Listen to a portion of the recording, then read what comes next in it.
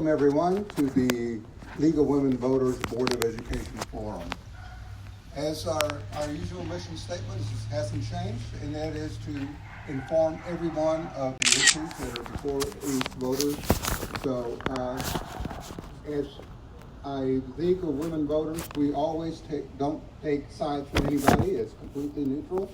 So please don't make any statements or anything against either someone you're for or against, whatever.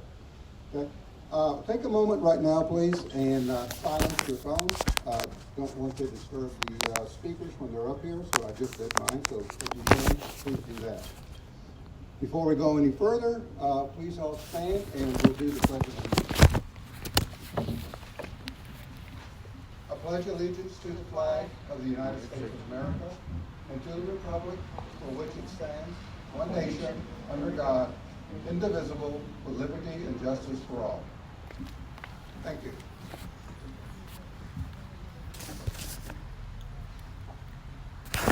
Before I introduce our moderator, I want to also mention that Jennifer Hopper from TAPinto is here. She's going to be reporting, of course, on the event. She wanted to remind me that tell everybody the candidates can submit statements to TAPinto. And also letters to the editor can be submitted by the public and by the candidates, yes. Also to TAPinto, and they go right in. Okay, did I get it all this time, Jennifer? Correct. Okay, all right, let me introduce the moderator, Sandy Matson. She's going to be explaining the whole format of our forum, so all the rules, you know, how much time each person has to speak and everything, and also introduce each individual candidate. So Sandy, it's all yours. Good evening. We're going to jump right into questions that were collected. Each candidate has 90 seconds. I have seated the candidates by the two slates that are running. So I'm going to introduce candidates and then we're going to start. And they have 90 seconds to answer questions. They don't have to use all of their time, but when they see the red card from our timekeeper, they should finish their sentence without, as I always say, too many semicolons. So the Children's First team is seated on my left. On my far left is Cameron E. Cox, who is an incumbent and running for another term. And next is Jeffrey W. Truitt, who is running. The third candidate on this team, Terrence Johnson, who is an incumbent, was unable to come. On my right is the Aiming Higher Together slate. On my far right is Eric J. Andrews. Next to him, Jocelyn Castro, and then Jackie Workman. So we're going to start, the first question, we'll start with Mr. Cox. So, Mr. Cox, come to the...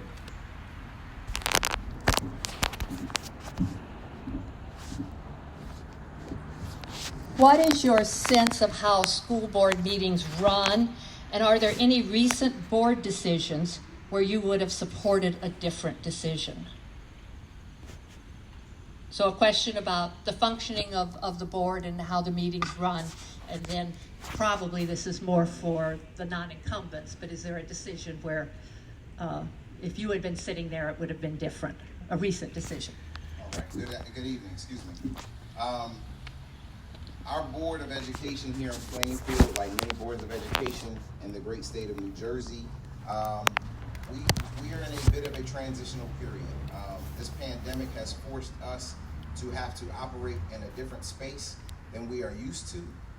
I think operating in that space than we are used to operating in collaboratively as a board has forced us to have to kind of adjust as decisions come before us, whether it be budgetary cuts, whether it be personnel matters due to budgetary cuts, and whether it be the fact that we can't get together and have those true spirited, wholesome conversations. We've had to heavily rely on technology.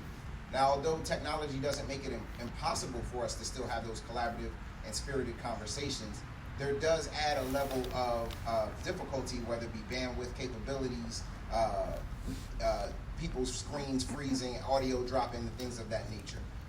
And so, you know, we're in a space as a Board of Education that the board meetings have been operating different than what the last, let's say, 5-10 years are used to.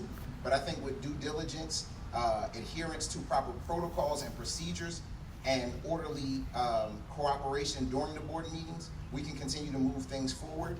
And as far as supporting decisions, the will of the board is the will of the board. So when 5 members of the board say that this is the will of the board, that is the decision that we go ahead and support. Mr. Andrews.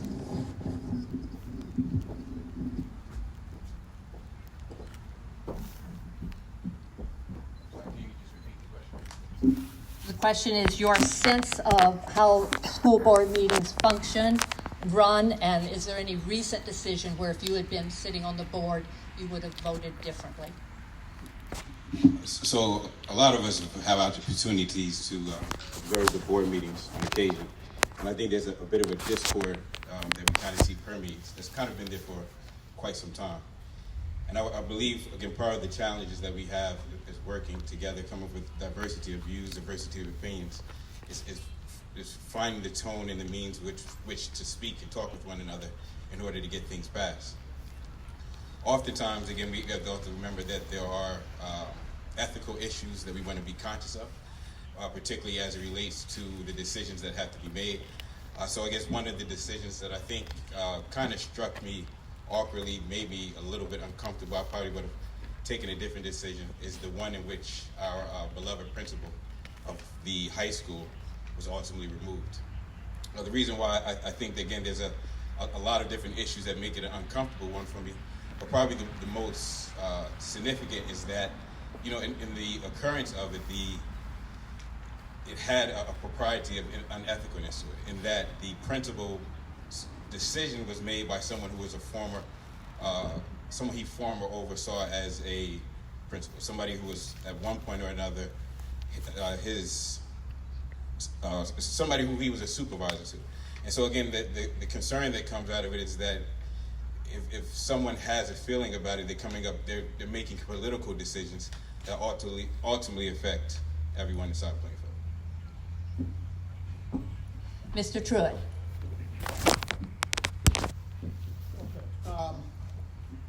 I actually just retired from the school district after 36 years. I don't want to make this about the principal, but I also felt that he was not the right fit. And I believe that the decision to remove him was a sound educational decision. I can get into that a little later on. What I would like to see with the board is that they follow Robert's Rules of Order. That is, that mechanism will help to bring order. I'm hearing a lot of stories about there not being order. Notwithstanding, I'm looking forward to getting on the board. And what I would like to see is the board look at policy, look at how they can shape and write policy that will also give the superintendent the direction. As it seems right now, the superintendent is new. She's a novice. She's not being a novice to a school system, but a novice to a school system of this size.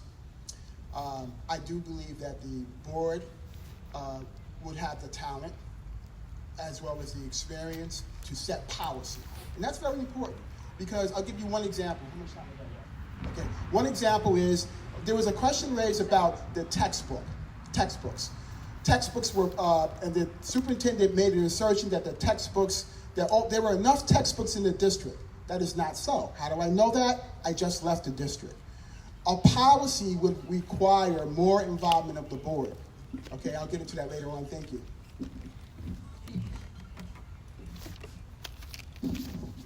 Ms. Castro.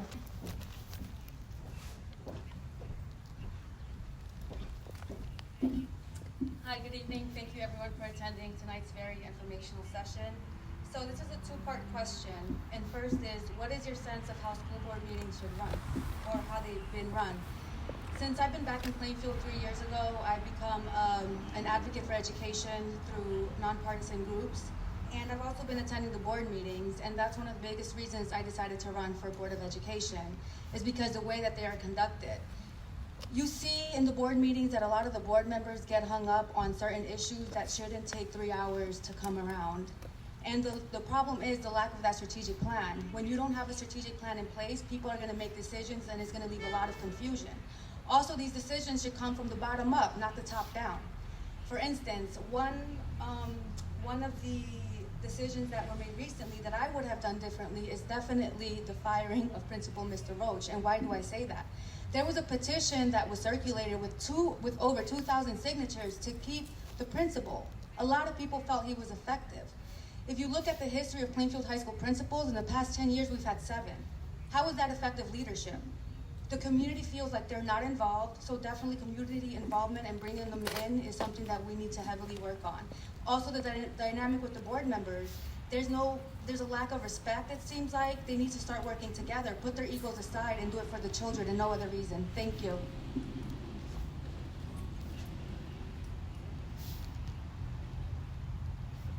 Ms. Workman.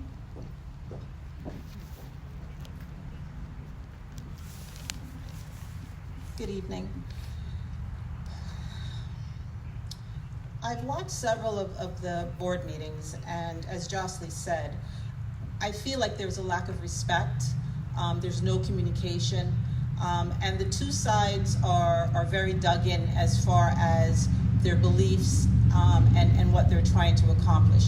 There's no negotiation. There's no trying to bring someone over to your side. There's no they're not talking these issues through, so it becomes whoever has the most votes. But is that the best decision at that time? We need to do a better job for our children. They're the ones that we represent. At the end of the day, they're the ones that need to be educated. They're the ones that need to go out into the world and be able to, take charge of their own lives. That's what our responsibilities are. The way we can do that is a strategic plan, the curriculum, and fiscal responsibility. These are the things that we need to inherently make sure that our children have. The issue with what I would have done differently, the board meeting that I watched, it was the vote for additional, I think, assistant principals, and they called someone in that wasn't at the meeting, so I don't know that I necessarily approve of that, but I probably would have done that differently. Thank you. The second question will start with Mr. Truitt. What board committee would you like to serve on if elected, and why? There's two. I actually was on one of the board committees years ago when I was vice president of the Plainfield Education Association. That was the School Community Relations Committee. I believe that would be an important vehicle to create communication. One of the things we need to do is get parents involved. But I would also want to be involved in the curriculum committee foremost, and I'll tell you why. We don't have updated curriculum. All right. And we don't even have the curriculum people in place. For example, we have a vice principal that is a physical ed teacher certification who is supervising science or math or English. That is ridiculous. You're not going to get movement unless you have curriculum. You need I might also agree with part of the board members that even the current assistant superintendent, if he or she doesn't have experience in curriculum, then we need someone in place. So the curriculum committee is very important because we don't have exciting curriculum. We don't offer coding. We don't offer certification in computer training.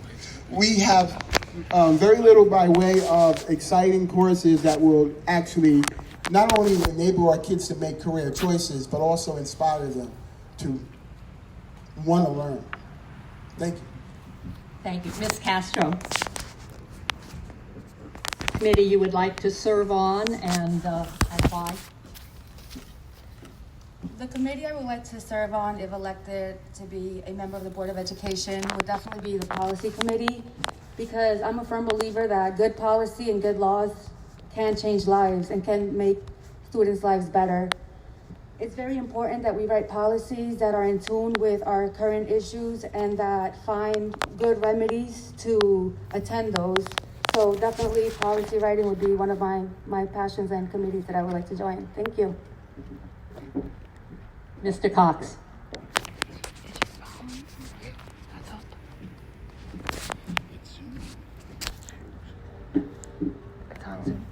As an incumbent board member, I've served on multiple policies for our Board of Education. Clearly, the most prominent and important committee is the committee which dictates policy. I did serve as the policy chair for 1 year. Through policy, we give the marching orders on how our district will operate. Taking it a step further, not minimizing the policy committee because we understand that is the most important as a Board of Education. I've garnered some great insight serving as the chair of the Delegate Assembly. The Delegate Assembly allows a board member to go down to Trenton on a biannual basis to ensure that the changes at the state level for New Jersey school boards are, one, not only properly articulated to the state based on your local concerns and lens, but also ensures that equitable information flows back from Trenton to your local Board of Education. That's how change happens. That's how we get our marching orders as a local board. That's how we ensure that our voice is heard. Taking it a step further, I've had the pleasure of chairing the ad hoc committee for information and technology, one which was very integral in helping to bridge the digital divide way ahead of the pandemic. We were responsible for bringing the contract that allowed us to get the one-to-one initiative with Apple, which allowed us to be above the curve that so many of our urban districts in New Jersey were well behind once the pandemic hit. So those are the committees that I greatly appreciate and enjoy serving on. Thank you. Ms. Workman.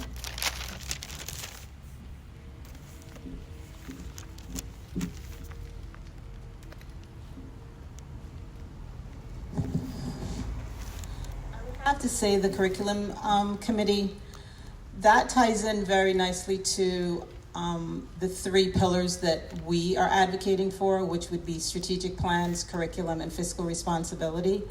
If you have a strategic plan, it outlines what the plan is that the school board and the superintendent are working towards for the benefit of our children. The curriculum then flows into that very nicely. You're able to think outside the box and figure out what are some of the new things that we can introduce for the kids. What are some of the things that we're not looking at? So again, curriculum would be the one that I would choose. Thank you. Mr. Andrews.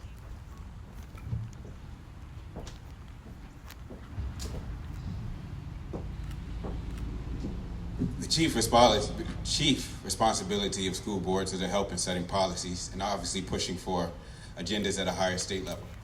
That being the case, I myself favor the curriculum and instruction. And the reason being is because I believe it's been narrowly defined.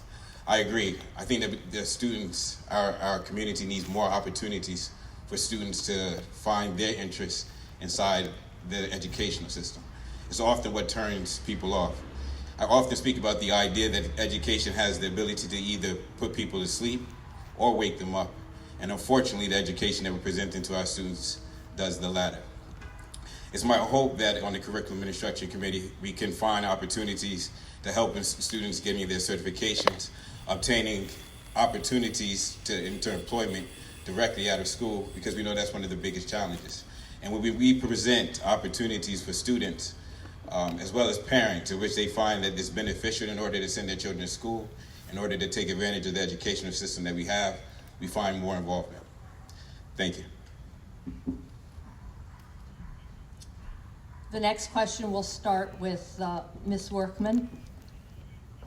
Do you have any personal conflicts of interest, meaning relatives or vendors that work for the Plainfield Public School District, that would stop you from participating in decisions being made by the board, whether it's hiring a new superintendent or other issues? So do you have any personal conflicts of interest that would force you to recuse yourself from decisions being made? No, I do not have any conflicts of interest. And I feel that if you do have conflicts of interest, that they should be addressed prior to the vote or the election. That information is very important because it impacts what you can participate in. If you can't participate in either reviewing the superintendent or interviewing the superintendent, that's a very key part of what the board responsibility is. Thank you. Mr. Cox.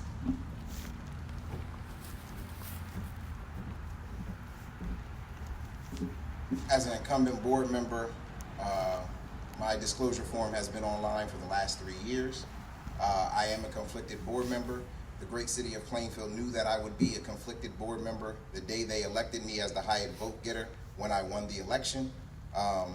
The law is very clear. School boards has defined it. I abide by it and clearly define it. And so yes, I am a conflicted board member, but my conflicted status brings additional oversight because I can be extra diligent in every decision. I don't just make a decision in a silo and expect that, oh, we'll just make this decision and it doesn't matter. As a conflicted board member, I clearly make sure I understand where the dominoes may affect, and I make my decisions based on that. So yes, I am a conflicted board member. Mr. Andrews.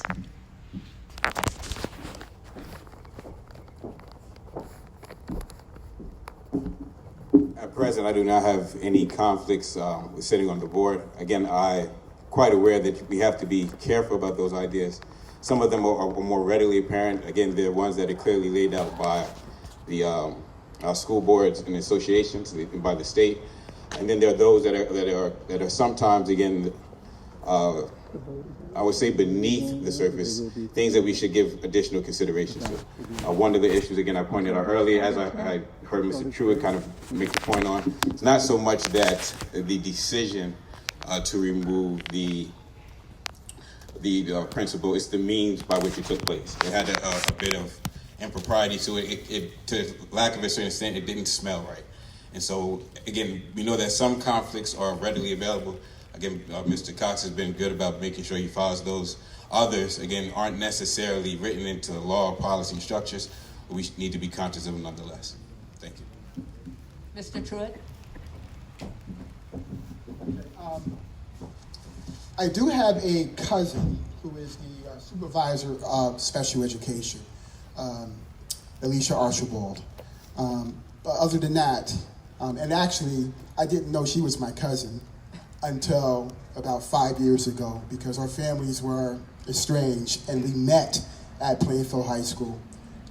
And we acquainted and my mother met all her family that she lost contact with. Other than that, no conflicts of interest. I live here, I moved here 5 years ago. I worked for 36 years in this district, and I'm committed to bringing about change. I do believe we need change, and I also agree that if there is a conflict of interest, we need to be honest about that if there's a potential conflict of interest. Thank you. Ms. Castro.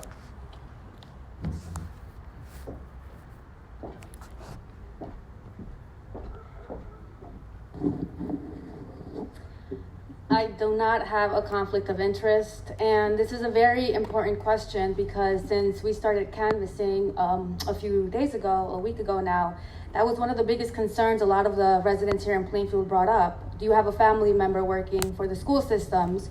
Do you have business ties to the school systems? I don't. And I can assure you, me and my Aiming Higher Together team, the only interest that we have is a better education for the children.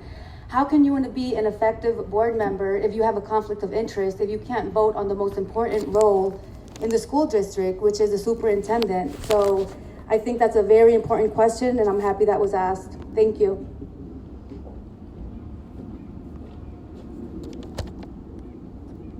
The next question will go to Mr. Cox. Talk a little bit about developing relationships with stakeholders, and by that I mean community stakeholders in the district. Is there more that can be done? Is there something you hope to see happen in the future, developing relationships between the board and the community? Most definitely.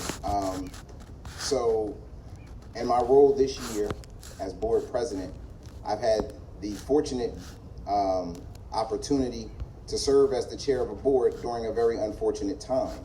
The budgetary crisis, the health pandemic that we've had to endure for our kids has been like none other anyone has ever seen. I don't care what your emotional connection to the subject is, no one has ever had to endure what we're going through.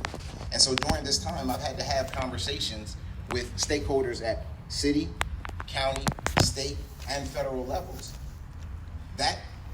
Those conversations, cultivating those relationships, I think about one of our teachers, one of our staff members who was leaving the district, affectionately known as Coach McCray, at which time I got a chance to sit down with Assemblywoman Carter. Assemblywoman Carter said, I need to set up something with you because school-based youth services funding is really on the chopping block. Assemblywoman Carter and I had the opportunity to sit after that encounter in the park, and I think I gave her some fuel from a local level that helped the governor today not only restore school-based youth services funding, but also add an additional $15 million statewide. We've had conversations where board members have gone and constantly advocated at the national convention. If you notice, our IDEA money was reinstituted and increased for this year. So those are those things that happen on a local, state, and county level that people don't get to see because they don't see the diligent work that is put in. Thank you. Ms. Castro. Developing relationships, either stakeholders or community, or both. So I feel the relationships with the stakeholders, community, parents, business leaders, ministry leaders is very important for various reasons. Since I started getting more involved in Plainfield Public Schools education, I started a Facebook group online because a lot of the parents, non-English speaking parents, were coming to me because they didn't know where to get information from, or they felt that every time they called the schools, they weren't getting their questions answered. So I created this Facebook group, and recently, I'm very happy because a lot of the community members on the Facebook groups are now helping each other. They're now helping answer each other's questions, which is less for me to have to do. And that's very, very important, and I think that's a huge stride towards the right direction. Another way that I would encourage stakeholders to get involved with public education is identifying key people throughout the city, whether we go to the police department, the fire department, like I said, business leaders, they could send 2 or 3 key people to come to the table, give us their insights so we could all work together. Like I previously said, it should be coming from the bottom up, not from the top down. And another way we can engage more stakeholders is to fix our means of communication. So I have a technology background. I'm always looking at the websites. I'm always looking at the social media. I think we need a lot of improvements. We like to tell people, oh, just go to the website. How are you sending people to a website that is so hard to navigate? The Spanish version of the website, thank you.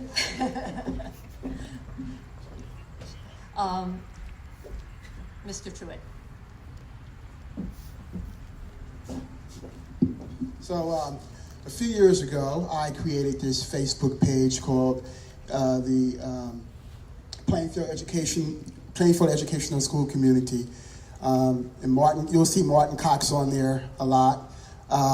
We have over 2,000 members. I consider that to be a vehicle to keep to have the community address issues affecting Plainfield educational community, Plainfield High School, and Plainfield per se. Was able to reconnect with so many different people, and I know that there are all kind of people on that site. But I also believe that parental involvement is the key. The community involvement as well, and parental involvement.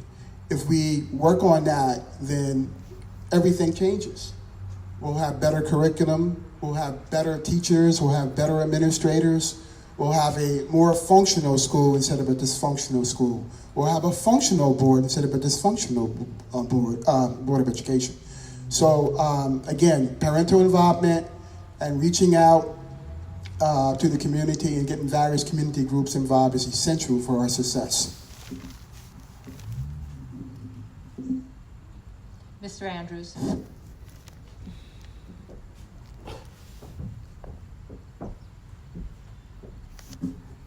essential part of our platform is the idea that it takes a community to raise a village.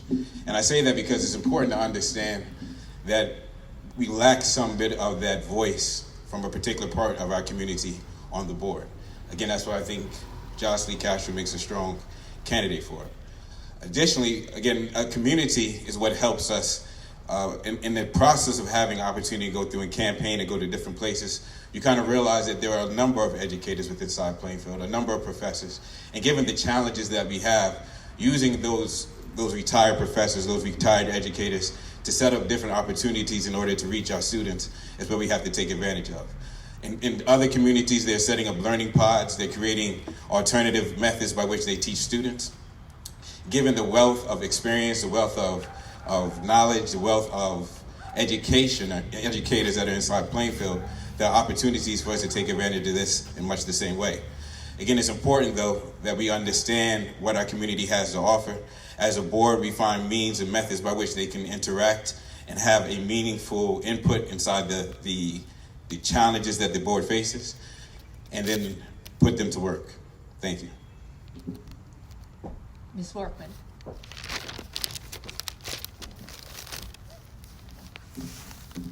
There's an African proverb that says it takes a village, and I believe that wholeheartedly. We're only as good as our community. We need to reach out to all community stakeholders, whether it's our teachers or students, our ministers, everyone that gets involved, to make sure that we're doing the best that we can for our kids. There's a lot of talent in Plainfield. We can set up mentorships, we can set up apprenticeships, we can set up internships for our kids. These are all things that we have locally that I don't know that we're taking advantage of. So we need community involvement. It's very, very important. Thank you. I'm going to have Ms. Castro start the next round. Talk a little bit about the importance of equity in the schools. Equity in any term is super important, especially education equity. It closes the gap. It tells every child you are capable and you're able. I think that since desegregation in the 60s, they found a way to resegregate us. If you think about it, the white flight took place in the 60s here in Plainfield. And at that time, schools like Plainfield were getting 1/10 of the funds that other white schools were receiving. And that's one of the reasons why I decided to run for board. Another one of the many reasons is because the progressive movement's taken over, and a lot of people are finally realizing what systematic racism is. And we are the product of that. Plainfield is one of those communities the Aiming Higher Together team can do. Thank you. Mr. Truitt.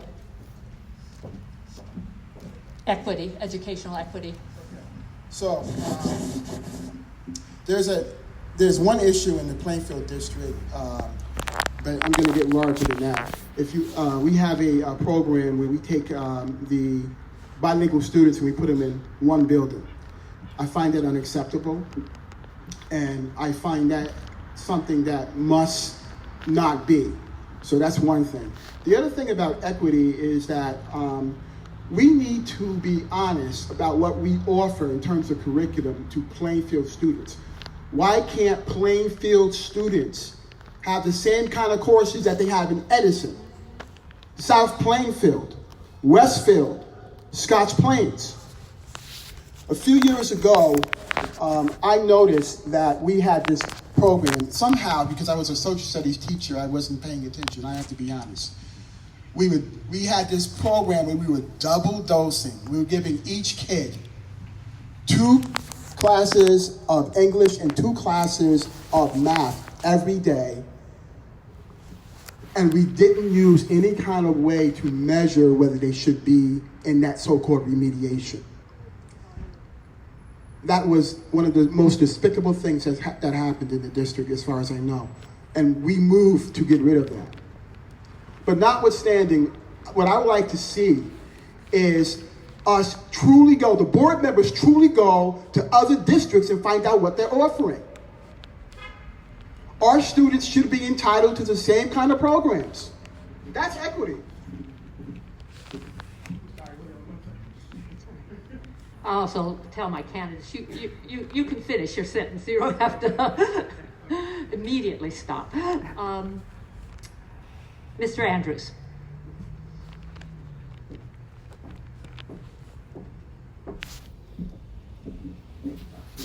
I think it's probably most important first to distinguish that there's a clear difference between equity and equality, right? Oftentimes we conflate the two. But the reality is that not everyone deserves or should get equal. In fact, that's one of the arguments that's taking place at the state level, right? The idea that there are certain districts, Plainfield being one of them, that deserve or should receive more funding because of the challenges. The idea of equity is that people get the resources to get the things that they need in order to have equal opportunities. And with that being said, there are a number of different things and strategies that Plainfield needs to put into place to make sure that every group, our English language learners, our special needs students, those who we know are going to struggle in school, have alternative options. Alternative options are earning their high school diplomas, but more importantly, have opportunities that resemble other places throughout our entire nation. One of the things I always talk about, I concern myself with curriculum. I'm a vice principal at Barringer High School in Newark, is the idea that sometimes we typecast our students into a particular way how we want them to be. We're not giving them the full opportunity to explore all the interests and all the ideas that are out there. And so one of the important things, again, I think that's equally important, right, especially when we're talking about equity, is making sure that all students have an opportunity to explore, have opportunities to engage and follow their interests as they see fit. Everyone should have an opportunity to reach their full potential, regardless of wherever they come from. Mr. Cox.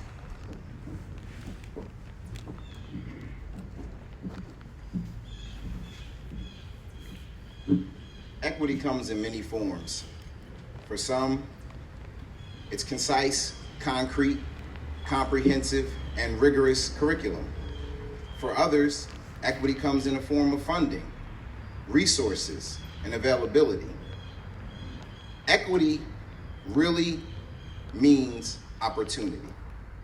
The child that does not feel the embrace of the village will burn it down to feel its warmth.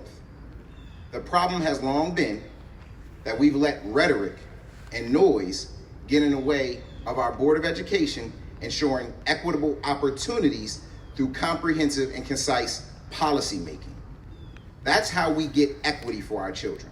Whether it is the demographic shift we've experienced with our L's here in the great city of Plainfield, or whether it is the high rising population of our free and reduced lunch and breakfast population. Equity comes in many forms. And with solid, well-informed, and educated board members, we can ensure that we continue to fight for equitable educational opportunities for our city, on the county level through resources, at the state level through resources, and most assuredly, going all the way down to Washington, D.C. to ensure that our voices are heard through representation, to ensure equitable opportunities, because advocacy starts with relationships, relationships, relationships. Thank you. Ms. Workman.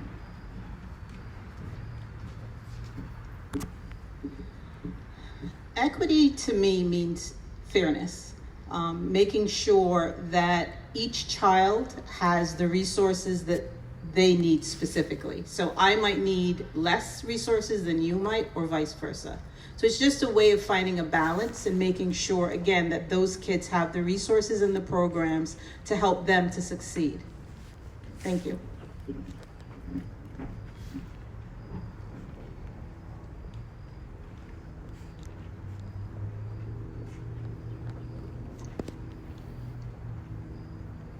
I'll begin the next question with Mr. Truitt. Teachers have been asking for a seat at the table when it comes to decisions or ideas or problem solving. Is that appropriate? And if so, how would that work? How would you structure something like that?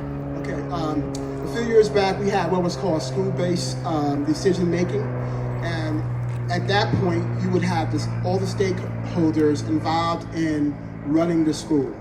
Somehow, we found ourselves moving away from that. At that point, you had teachers, and I was involved in that as well. You had teachers, you had administrators, you had parents and students who would, for example, interview candidates for the principal, or any kind of major reform that the school would want that committee would be involved in. That's missing. But of course, teachers should be involved in the decisions of the school.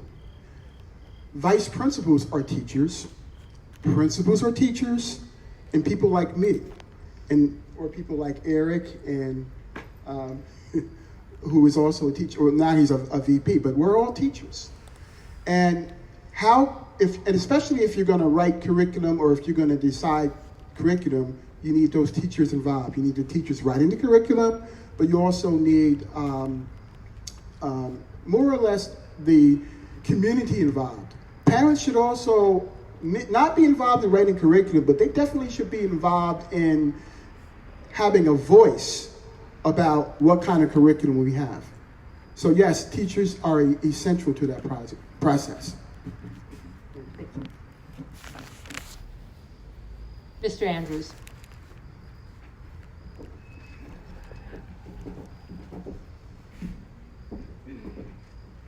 Yes, I agree. I believe teachers are a critical part in deciding anything that takes place inside of schools.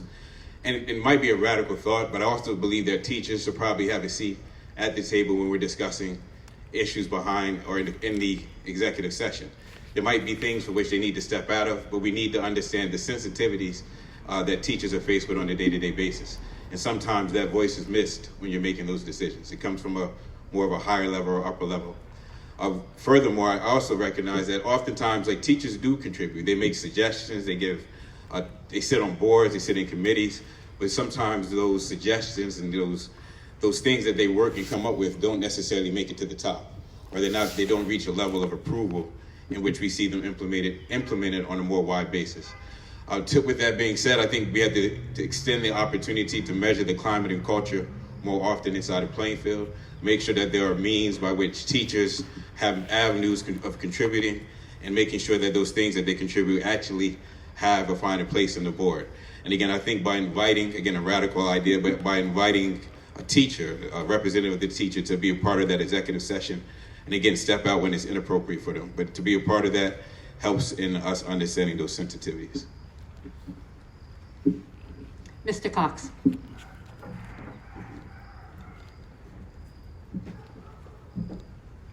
I'm gonna ask you to repeat the question because I think I missed something, or maybe.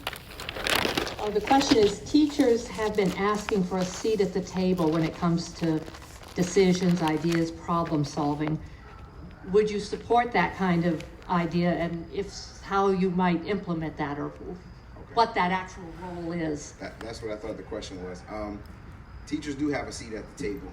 Their NJDOE certification or certifications allows them to follow the NJSLS dictated by their area of expertise through their certification. A seat at the table, they have a union that represents them. Their union's job is to ensure that the employment collective bargaining agreement contract is never violated by administration. And so call me more of a traditionalist when it comes to clearly defined roles, but there are barriers and there are borders for a reason. Tonight, our crowd is sitting in clearly delineated, appears to be, I didn't measure them myself, but 6-foot boxes to ensure everyone's safety. Everyone stays in their place to best mitigate the potential cross spread of the COVID-19 virus. Everyone staying in their lane, in their space, ensures that roles are clearly executed appropriately, and make sure that everyone knows their job. And so yes, teachers can have a seat at the table by ensuring they best align their practice, their pedagogy with NJSLS standards that is dictated by their NJDOE certification. But as far as sitting at the table in executive session and administration, unfortunately, that's not clearly their role and responsibility, and I would not support that. Thank you. Ms. Workman.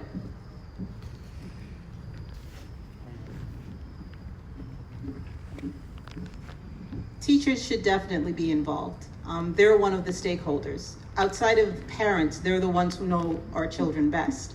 They're the ones that can make recommendations. They're the ones that can tell us, you know, your kids are doing well at this or they're not doing well at something else. So they need to have a seat. Their voice is very, very important. We need to give them also the resources and the tools that they need so that they can do their job more effectively and in that stead educate our children. So if we're not going to listen to their voice, then how do we know what the issues are? How do we know what's affecting them on a daily basis that affects them from doing their job to their best potential? That also in turn affects our kids.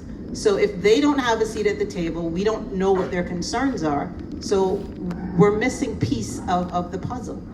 All of our stakeholders need to be involved. Everyone that impacts our children need to be involved, and that includes our teachers. Thank you. Ms. Castro.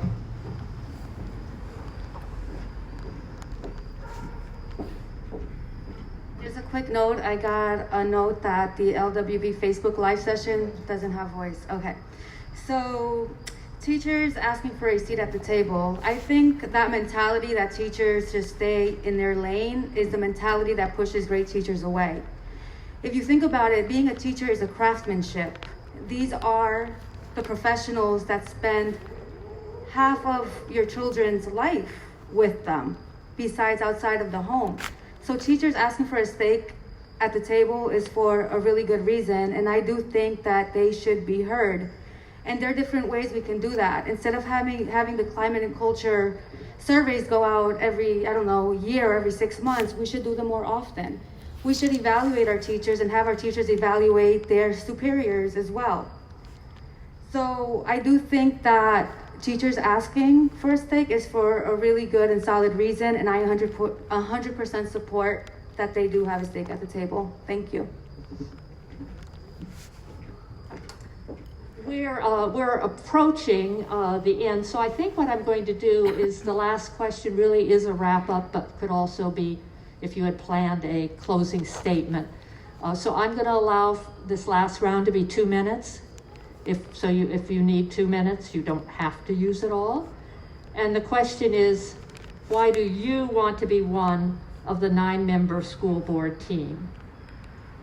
So essentially, what would often be one's closing wrap-up at a candidates forum.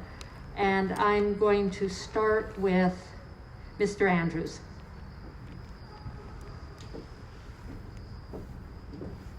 And you'll have 2 minutes.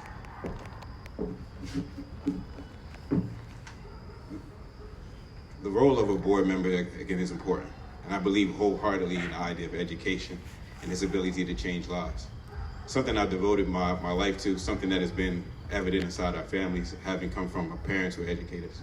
And so I continue to want to give back to my community, continue to want to be a part of it. I've been fortunate again to be promoted to the position in another school district. But now I feel like the best way in which I can give back is by helping to bring policies forth, to listen to my communities and to listen to just different stakeholders and make sure that their voices are heard, to promote policies both down through the chain of our command, but also up into the state level where I believe there's needed changes. Schools are one of the most important institutions that we have. And as I always make the comment, they do more in schooling, and education is more than the accumulation of GPA or what you get on your SAT scores. It involves all of those different activities that we often think of, those experiences that help us to understand and build relationships with different individuals. When I return to Plainfield and visit the different schools, I'm reminded that Plainfield is not a failing district, right? There are a number of people who have successfully passed through the system, who have successfully gone on to contribute. Plainfield is in need of improvement, and I believe I'm best able to provide some of those solutions to it. Thank you. Mr. Cox.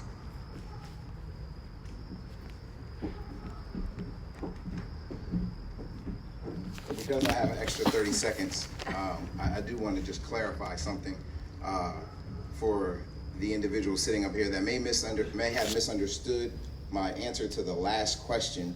Understanding NJSLS standards and the Danielson model by which we use to evaluate teachers and administrators here in this district, there is a part where there is a collaborative conversation that goes back and forth. So you do get to contribute. It's not like you're outcast.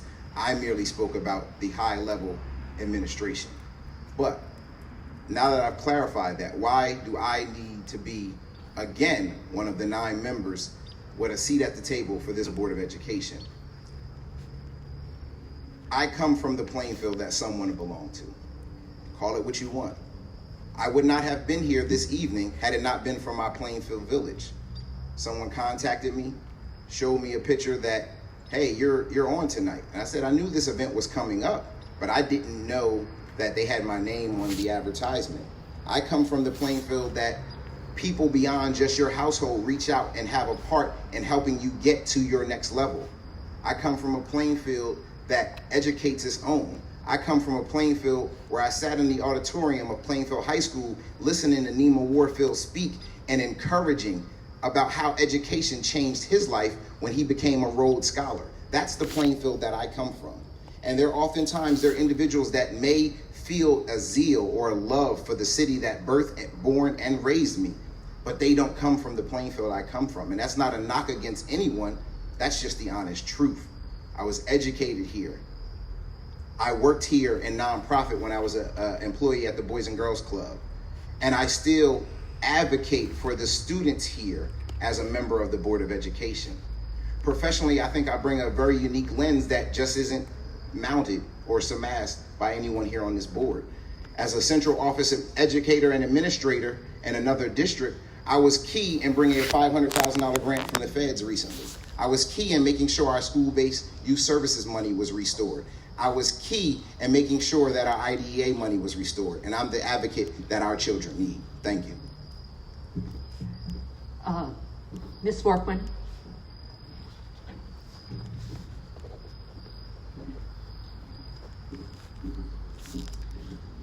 I'm passionate, I'm committed to the process. I'm committed to our children and their future. I feel like we need change. We need a strategic plan, we need curriculum, we need fiscal responsibility. These are all things that impact our children and their daily lives. So I feel like our team brings fresh ideas. We are passionate and we're committed to what we're trying to attempt to do up here. So we're just asking for your support. Thank you. Mr. Truitt? Thank you for coming and inviting us here. That's a shout out to the League of Women Voters, which I wholly believe in and support. Okay, so Eric was my student, Ms. Castro was my student, Mr. Cox was my student, Ms. Welch, and a bunch of other people I've taught. I've been teaching here for 36 years. But when I first started teaching here, we were a full comprehensive high school. We had a very successful vocational and educational program, vocational technical program. Doesn't really exist, maybe in name only. We had a very successful college prep program. We had the gifted and talented program of which I taught Mr. Cox, Mr. Andrews, and others. Those programs don't exist now. So, why am I here? We need to fix the school system. We need, now, it's not a failing district, but we need improvement. We need to bring back what we lost. We got rid of all the curriculum people. We have no curriculum people at the high school. We have teachers, we have vice principals, and we have a principal. We have no curriculum people. We lost all that. We need to fix the system. We need to fix the high school. That's why I'm running. I would like to see also a greater emphasis on K through 3, kindergarten through 3rd grade. Because when I first started working here in 1984, our students were on par nationally to all the other students, white or black districts. We were on par. That's not the case now. All right, so again, I want to run to make Plainfield a better place, to make it at least like it was years ago, when we had students going on to Harvard and to other different schools and to the top schools. Okay, thank you very much. Ms. Castro.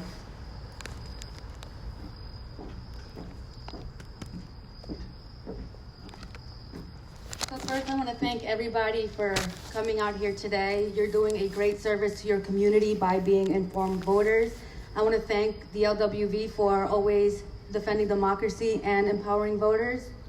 So I'm gonna start with something that I heard today when I was listening to Today Explained, which is a podcast on Vox. They did a story on the late Supreme Court Justice Ruth Bader Ginsburg.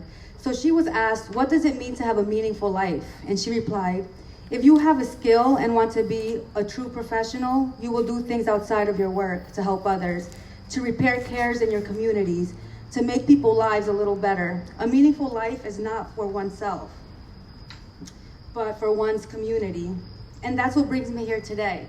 I was born and raised here in Plainfield. I went to the Plainfield Public School systems from K to 12, starting in Cedarbrook, later Jefferson, Hubbard, and Plainfield High School. A month after graduating high school, I shipped off to the US Navy because I just didn't feel prepared for college or for university.